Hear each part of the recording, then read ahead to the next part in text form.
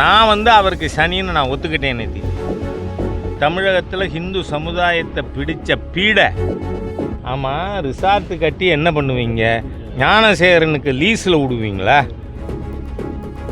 சேகர் பாபுவை பண்ணின தப்புக்கு ஜெயிலுக்கு அனுப்புறது தான் இந்த சனியோட ஒரே குறிக்கோள். சேகர் பாபு தொடர்ச்சியாக பாஜக தலைவர்களை தொடர்ந்து ஈடுபட்டு வந்துருக்காரு. நேற்று முன்னால் உங்களை பண்ணாரு, இன்னைக்கு அண்ணாமலை பண்ணியிருக்காரு. சனி அவர் என்னை சனி நான் என்ன சொல்றேன், அதை பீடையினே இருக்கட்டும், சனி என்ன பீடை என்ன. ஆனால் நான் அவருக்கு சனின்னு நான் ஒத்துக்கிட்டேன் நேத்தி. ஏன்னா சனி பகவானோட வேலை என்ன? யார் தவறு செய்கிறாரோ அதை எந்தவித பாரபட்சம் இல்லாமல் தண்டிப்பது சனி பகவானோட வேலை. அதனால் மாசாணியம்மன் கோவில் நிதியை எடுத்து என்ன பண்ணுறதுக்கு? ரிசார்ட்டு கட்ட கரெக்டான வார்த்தைகள் பிரயோகிக்கணும். நம்ம இந்த தமிழகத்தில் ஹிந்து சமுதாயத்தை பிடிச்ச பீடை இந்த சேகர் பாபு என்ன திட்டம் போட்டார்? மாசாணியம்மன் கோயில் இருக்கிற ஃபண்டு 3.5 crores எடுத்து ரிசார்ட்டு கட்டணும்னு.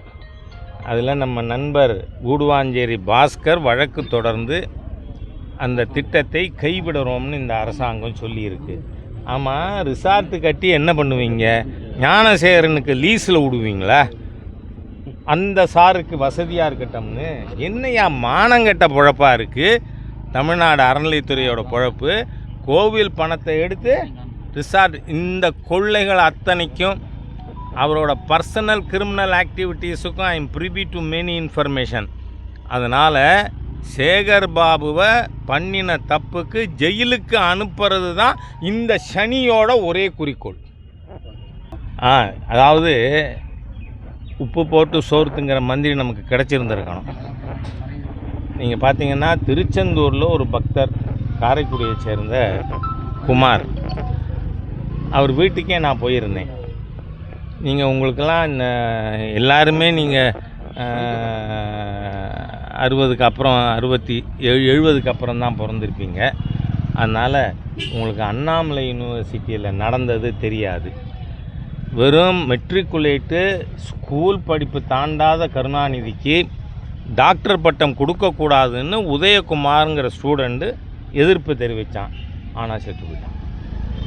அப்போது அந்த பொணங்கிடக்கு இந்த திராவிட முன்னேற்ற கழக அரசு அது நம்பர் 1. இப்போ நடந்திருக்கிறது திருச்செந்தூரில் நம்பர் 2.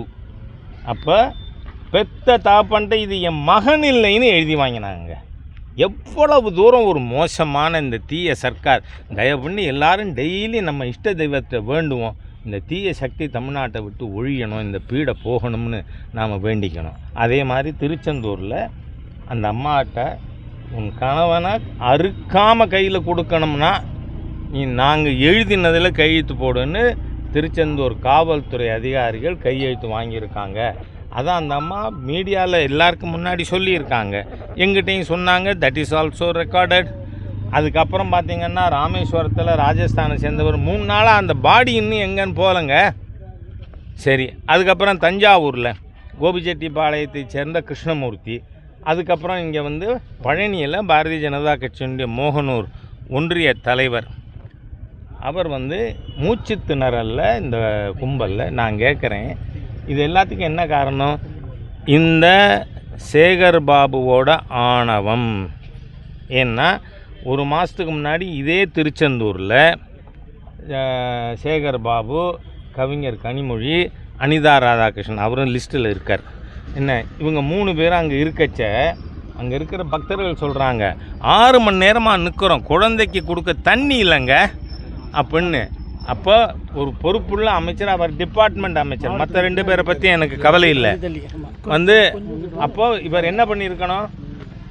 அவங்களுக்கு உடனடியாக வசதிகளை ஏற்படுத்தி சொல்லியிருக்கணுமா இல்லையா? அதுக்கு பதிலாக என்ன சொன்னார் இந்த சேகர் பாபு? என்ன பீடையோ சனியனோ எனக்கு தெரியாதுண்ணா, அதெல்லாம் சொல்கிறது இல்லை, ஆனால் நிச்சயமாக செய்வேன் இந்த ஆள் பண்ணியிருக்கிறதுக்கு. அப்போ என்ன சொன்னார்? திருப்பதியில் போய் 24 மணி நேரம் நிற்பானுங்க, இங்கே 6 மணி நேரம் நிற்க மாட்டான்னு. அங்கே 24 மணி நேரம் நின்னா அங்கே டாய்லெட் ஃபெசிலிட்டிலேருந்து உணவு குழந்தைகளுக்கு கொடுக்கறதுக்கு, பால், நம்ம இது தங்கிறதுக்கு ஃபேன் வசதி இத்தனை இருக்குங்க. அதெல்லாம் செஞ்சுக்கிட்டு இருக்கிறது. ஆனால் நீ வந்து கோவிலுக்கு நன்கொடையே ஒரு அன்பர் 300 கோடி கொடுத்துருக்காருன்னு சொல்கிறாங்க. அந்த பணத்தை என்ன பண்ண திருச்செந்தூரில்? சரி, சாராயம் குடித்து விஷச்சாராயம் குடித்து செத்து போனால் 10 லட்சம் கொடுக்குறீல்ல. இந்த கோவிலில் உயிர் இழந்த உங்களுடைய டெரிலேஷன் ஆஃப் டியூட்டியின் காரணமாக, உங்களுடைய அசட்டையின் காரணமாக, உங்களுடைய ஆணவத்தின் காரணமாக, உங்கள் திறமையின்மையின் காரணமாக 4 உயிர் கோவிலுக்குள்ளே போயிருக்கு. அந்த ஆண்டவன் பார்த்து கூலி கொடுப்பான் 26ல், அது வேற. ஆனால் இவர்களுக்கு 10 லட்சம் கொடுக்கணும்னு ஏற்கனவே நாம் கோரிக்கை வச்சுருக்கோம். ஏன் கொடுக்கல?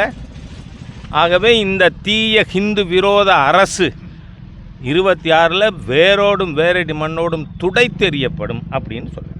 2026 எலெக்ஷனில் கூட்டணி நம்ம வந்து எப்படி சார் பாருங்க, மோகன் ராஜாவை ரொம்ப வருஷமாக தெரிஞ்சவர். கூட்டணி பற்றி ராஜா கருத்து சொல்ல மாட்டான்.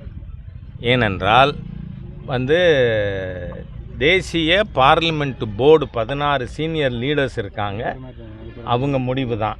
ஆனால் எங்களுடைய கருத்துக்கள் என்னங்கிறத நாங்கள் அவங்கள்ட்ட நேர சொல்லுவோம். அவர்கள் சொன்ன பிறகு மோகன்கிட்ட சொல்லுவோம். பாஜக தலைமையில் வந்து பாஜக தலைமையில் வந்து ஆட்சி அமைக்குமா? பாருங்களேன், கிழக்கா மேற்கா அதெல்லாம் நாம் சொல்கிறோம்.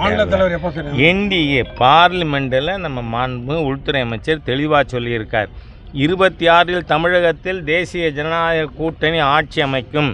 அன்றைய தினம் தமிழகத்தில் பொறியியல் பட்டப்படிப்பிற்கும் மருத்துவ பட்டப்படிப்பிற்கும் மாணவர்கள் தமிழிலேயே படித்து பரீட்சை எழுத முடியும் அப்படின்னு பார்லிமெண்ட்டில் எங்கள் அமித்ஷாஜி சொல்லியிருக்கார். அவர் அமித்ஷா சொன்னால் ஆண்டவன் சொன்ன மாதிரியா? இங்கே பாருங்கள், நாங்கள் சொல்லியாச்சு. நான் என்ன சொல்கிறேன், நாம் எங்கள் உச்சபட்ச தலைவர்கள் கருத்து சொல்லிட்டாங்க. தேசிய ஜனநாயக கூட்டணியின் சார்பில் ஆட்சி அமையும். அது அமையும். அதுவரை கொஞ்சம் பொறுத்துருங்களேன், 13 மாதம் தானே. தேங்க்யூ. செய்திகளை உடனுக்குடனும் துல்லியமாகவும் தெரிந்து கொள்ள சப்ஸ்கிரைப் பண்ணுங்க.